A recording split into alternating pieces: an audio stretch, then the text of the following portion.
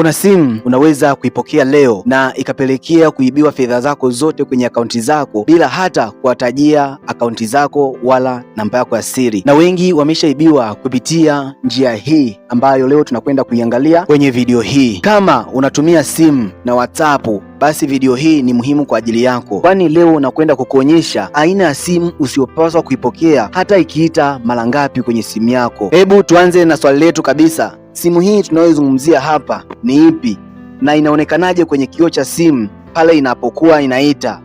Watu wengi wanadhani matapeli wanatumia namba zile zilizofichwa, yani private numbers, zile namba ambazo hazina umiliki halali wa mtu, lakini ukweli ni kwamba siku hizi wanatumia namba za kawaida kabisa, na iwezekana hizo namba zikawa na usajili wa mtu wa kawaida kabisa, lakini pia wanaweza kutumia namba ambazo zimesajiliwa kwa majina ya makampuni makubwa ya simu au benki. Lengo lao ni kwamba zionekane ni za kweli. Inapokuja kama namba kutoka kwenye makampuni makubwa, wakati mwingine unaweza ukaamini kweli, lakini ukweli ni kwamba ni majina tu ndo yametumika kusajilia ile line au zile namba, lakini kiufupi hawahusiani nao moja kwa moja. Simu hizi huwa na tabia mbili ambazo lengo lake ni kukuonyesha kuwa kuna hatari.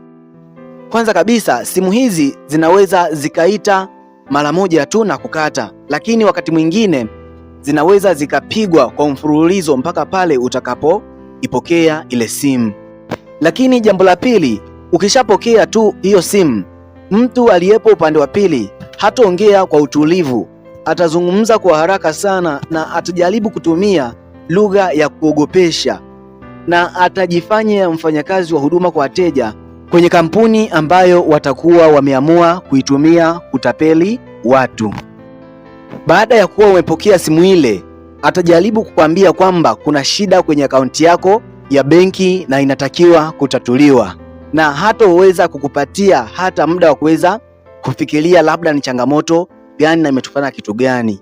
Najua unajiuliza, Linus, ikiwa sitawapa namba yangu ya siri watawezaje kuniibia? Sasa hapa ndipo teknolojia ilipofikia.